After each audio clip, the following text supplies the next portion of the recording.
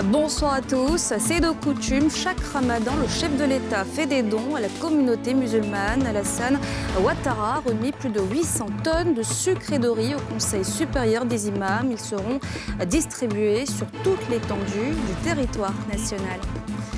À Yamoussoukro, les accidents de la route se sont intensifiés depuis la réhabilitation des voiries de la capitale politique. Quelle en est la cause et quelles solutions? Reportage à suivre dans ce journal.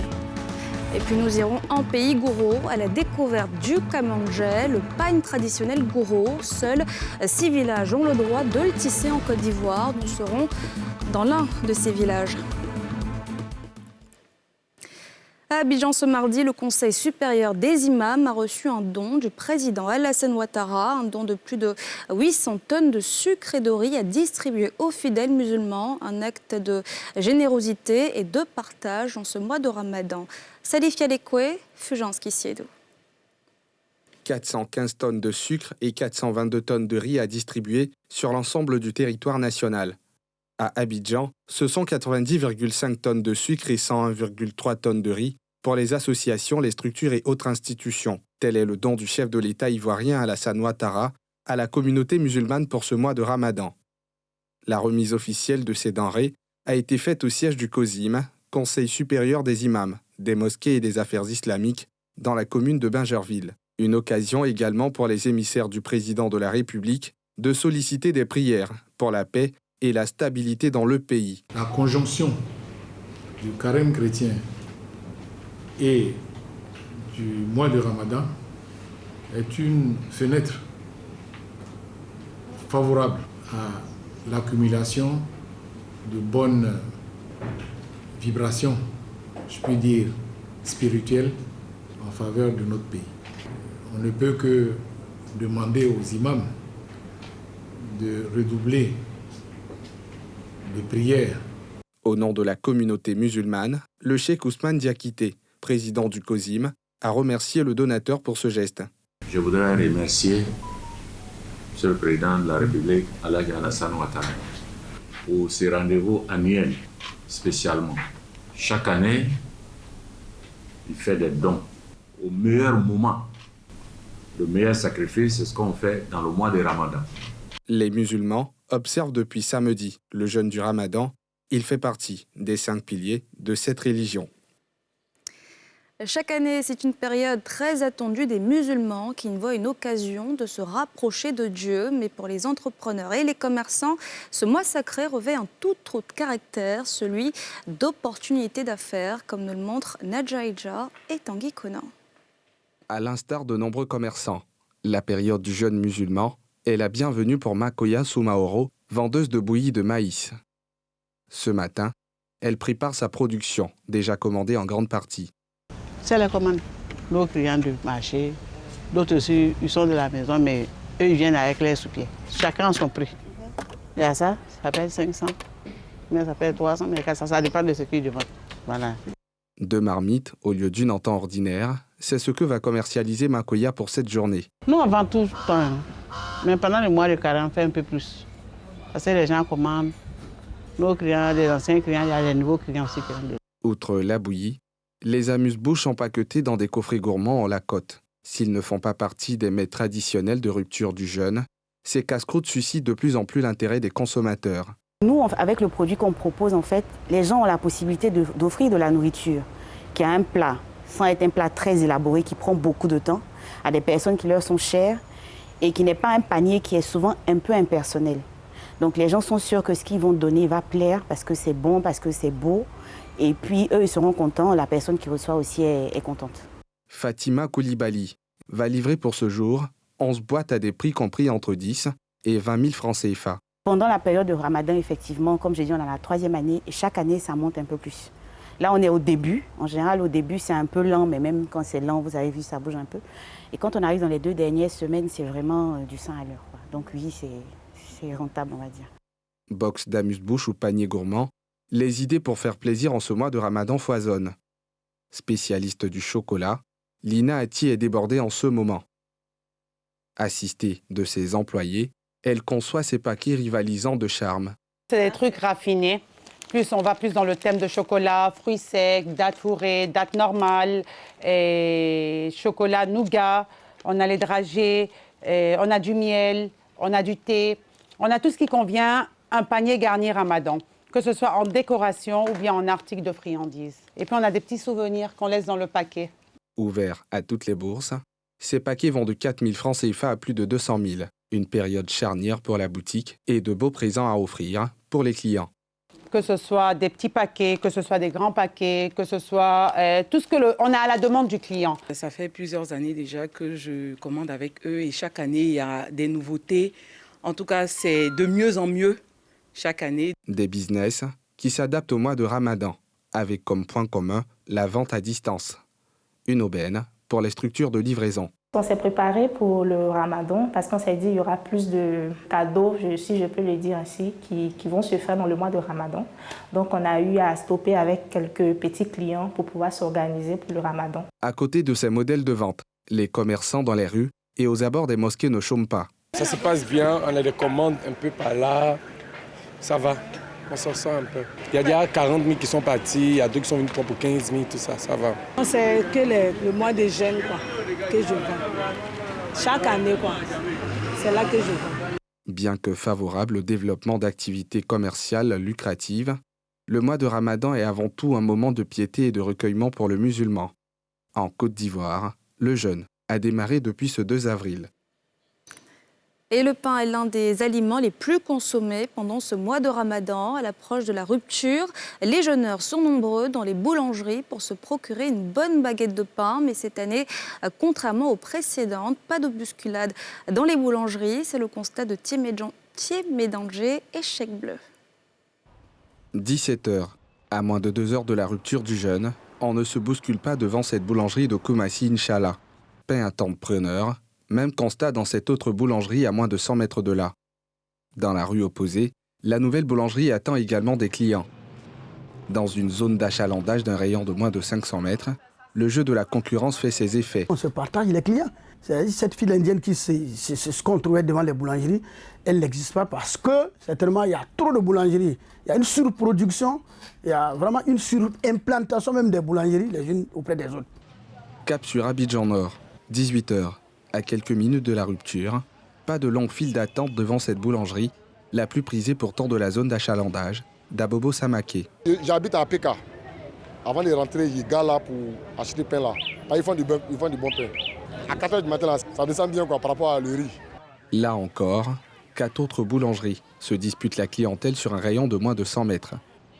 Même ambiance au carrefour Anador, où la guerre de la concurrence bat son plein avec pour acteurs 4 opérateurs installés sur des sites de moins de 200 à 300 mètres. Au niveau de l'affluence, c'est pas comme d'habitude parce qu'aujourd'hui, les boulangeries poussent comme des champignons un peu partout à Abidjan. Du coup, on doit se partager le peu qu'il y a, mais bon, on fait avec. Abidjan Centre. Au carrefour Makassi et à Williamsville, pas de bousculade. Dans la zone, des boulangeries ont poussé comme des champignons. Dans ce commerce, concurrencé par 5 autres, quelques rares clients au guichet de pain à 19h, soit quelques minutes après la rupture du jeûne du jour. La situation n'est pas méconnue des associations du secteur. Le gouvernement a mis en place 2 arrêtés. Et il y a un arrêté qui dit clairement que les boulangeries doivent être séparées de 500 mètres, ce qui n'est pas respecté. Depuis avril 2021, le directeur général du commerce intérieur a pris une circulaire pour venir renforcer cette disposition-là, de telle sorte que cet arrêté du 21 mai 2021 nous donne vraiment la possibilité de faire respecter la distanciation de 500 mètres entre les boulangeries. Les opérateurs, frappés de plein fouet par la multiplicité des boulangeries, appellent au respect de la législation nationale en la matière qui se trouve en conflit avec les règles du jeu de la libre concurrence. La boulangerie est l'un des secteurs d'activité en Côte d'Ivoire qui connaît un boom ces dernières années, avec un nombre d'opérateurs passé du simple au triple. Un secteur qui connaît un boom, toutefois, comme d'autres, il est menacé par la crise russo-ukrainienne. Pour limiter les conséquences de cette guerre en Côte d'Ivoire, l'exécutif a pris un certain nombre de mesures, des mesures saluées par le porte-parole principal du RHDP ce mardi au cours d'une conférence de presse. Pierre Dipomélin, Mathurin Badé. Le ministre Kobena Adjoumani, se prononçant sur la flambée des prix des denrées de grande consommation sur le marché, en sa qualité de porte-parole principale du RHDP, a situé le contexte mondial marqué par la Covid-19 et plus récemment par la guerre en Ukraine, avant de passer en revue les réponses apportées par le gouvernement. En ce qui concerne les produits pétroliers, en dépit de la hausse fulgurante du prix du baril de pétrole, qui est passé en moyenne de 60-70 $ US il y a 6 mois pour s'établir entre 100 et 128 $ depuis mars 2022, suite au déclenchement de la guerre en Ukraine. Le gouvernement, sous la très haute autorité du président de la République, son Excellence M. Alassane Ouattara, a accepté de consentir un sacrifice considérable dans le but d'amoindrir le choc de la hausse des prix sur les ménages. Le porte-parole principal du RHDP a renouvelé le soutien du parti au chef de l'État et à son gouvernement pour avoir réussi à contenir ce choc exogène. Le RHDP fait le constat que le phénomène de la flambée des prix s'est imposé à notre pays parce que nous vivons dans un monde globalisé et interconnecté. À cet effet, il importe de relever et de saluer l'engagement fort et constant du président de la République qui demeure mobilisé aux côtés du peuple ivoirien par la prise des mesures responsables et réalistes qui permettent d'atténuer au maximum les effets de la flambée générale des prix. La Côte d'Ivoire, comme bien d'autres pays du monde, fait face à une flambée inédite des prix des denrées de consommation. Une situation aggravée par les effets pervers de la guerre russo-ukrainienne. Et puis lancé le 19 juillet dernier, les États généraux de l'éducation nationale sont dans leur phase finale. Le rapport de synthèse générale des consultations a été validé aujourd'hui en présence de Marietou Koné, la ministre en charge de l'éducation nationale, présidente du comité de pilotage. Mardoché Kwasi, Aruna Zeba. Cet atelier de validation du rapport de synthèse générale des consultations par le comité de pilotage est une étape essentielle du processus de mise en œuvre des États généraux de l'éducation nationale. Il a permis au commissariat général des EGENA de recueillir les observations et suggestions des membres du comité de pilotage qui permettront d'enrichir le rapport final. C'est une étape qui est très importante parce que c'est l'étape qui montre qu'est-ce qui a été fait, qu'est-ce que les Ivoiriens ont donné comme proposition, disons qu'est-ce que les Ivoiriens ont fait comme diagnostic, qu'est-ce que les Ivoiriens ont donné comme proposition et qu'est-ce qui peut être fait dans l'immédiat, qu'est-ce qui peut être fait à court terme, à moyen terme et à long terme. C'est en fonction de cela que l'État de Côte d'Ivoire et ses partenaires vont donc se préparer pour la mise en œuvre des réformes qui en seront dégagées. L'État de Côte d'Ivoire accorde une attention particulière à la question de l'éducation. Ces États généraux de l'éducation nationale mobilisent donc l'ensemble du gouvernement qui en attend beaucoup. Notre pays attend beaucoup des conclusions de ces États généraux d'éducation parce que nous avons eu dans le passé un système éducatif très fort, performant, qui a permis la formation de nombreux cadres. Et malheureusement, les crises récurrentes ont fait que nous avons connu quelques difficultés et il est bon qu'on réfléchisse encore une fois sur ces questions et redonner la force à nos systèmes éducatifs. Il y a une corrélation forte aujourd'hui entre notre système éducatif et les valeurs que nous voulons prôner à travers les valeurs du sport, à savoir le respect des règles, le respect de l'autre, le respect de l'humanité et le respect surtout des valeurs citoyennes. Les États généraux de l'éducation nationale constituent un cadre de concertation qui doit aboutir à la construction d'un nouveau pacte social autour d'une école d'excellence, réaffirmant l'importance des enjeux éducatifs et inscrivant la réussite de l'apprenant dans la transparence au cœur de toutes les actions éducatives. Direction Yamoussoukro, dans ce journal, je vous le disais en titre, les accidents de la route se sont intensifiés dans la capitale politique depuis la réhabilitation des voiries. Comment l'expliquer? Quelle est la cause de ces accidents et quelles solutions apporter? Les éléments de réponse de Pierre Dipomela. 3588 accidents de la circulation à Yamoussoukro de 2018 au premier trimestre 2022. C'est le bilan des interventions des sapeurs-pompiers militaires de la capitale politique ivoirienne. Une tendance en hausse depuis la fin de la première phase de la réhabilitation des voiries de Yamoussoukro. De son ordinateur, le commandant de la 5e compagnie du GSPM passe en revue leurs interventions. De 2015 à 2017, avant la réhabilitation, nous enregistrons 2184 interventions, dont 1595 accidents de circulation, soit un taux de 73%. Et de 2018 au premier trimestre 2022, 5126 interventions, dont 3588 accidents de circulation, soit un taux de 69%. Si la réhabilitation de la voirie offre un confort aux chauffeurs, l'incivisme s'est aussi accru. La route est devenue un épouvantail pour la population. Aziz Mondésir, motocycliste, en a fait les frais. Je rentrais chez moi à la maison et il pleuvait. Il pleuvait et sur l'autoroute, il n'y avait pratiquement pas de lumière. Tous les poteaux étaient coupés. Et où je vais m'en rendre compte, en tout cas, j'étais vraiment à terre. J'étais déjà à terre. Voilà, et c'est après, maintenant, je me suis rendu compte que le monsieur venait en sens interdit vers moi et il m'a percuté. Mais ma chance était que j'avais porté mon casque. C'est ce qui vraiment m'a protégé un peu du niveau de mon crâne, au fait. Voilà, après l'accident, j'ai eu juste un peu mal, mais je pense que si je n'avais pas ce casque-là, ça allait être un peu plus grave. Ici, au quartier 220 logements, ce carrefour est appelé carrefour dangereux par les usagers pour les nombreux accidents de circulation qui y sont enregistrés. Cela est dû peut-être à l'inconscience des chauffeurs. Le gouvernement en parle, mais les gens continuent toujours de rouler à tombeau ouvert. Même à ce carrefour-là, il y a toujours des accidents ici. À l'approche des fêtes de Pâques, où la circulation va fortement se densifier, l'ONG Jeunes de Valeur, une organisation de jeunesse, multiplie les sensibilisations. Nous avons décidé de venir auprès des populations, leur parler de l'importance du port du casque pour les motocyclistes et aussi la prudence pour les automobilistes.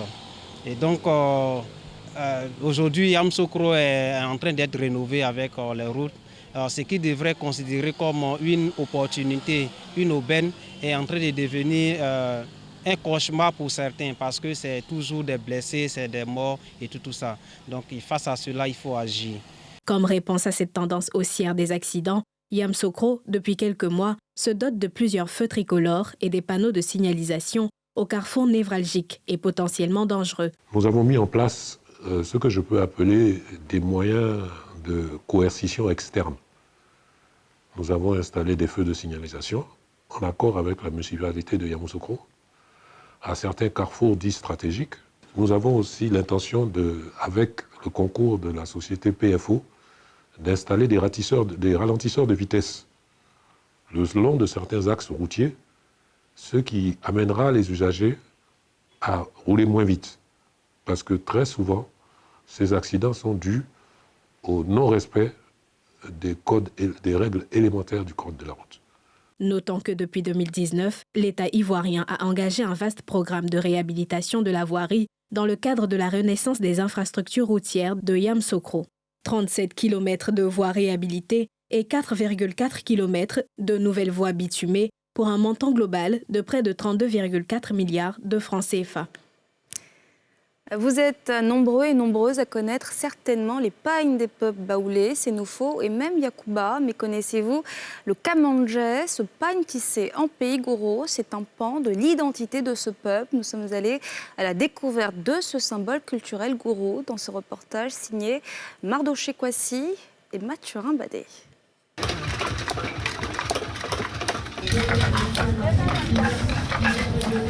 Nous sommes au cœur d'un atelier de tissage de pagne traditionnel gouro appelé Kamandjé dans le village de Bounafla, situé à 45 km de Saint-Fra, dans le centre-ouest de la Côte d'Ivoire.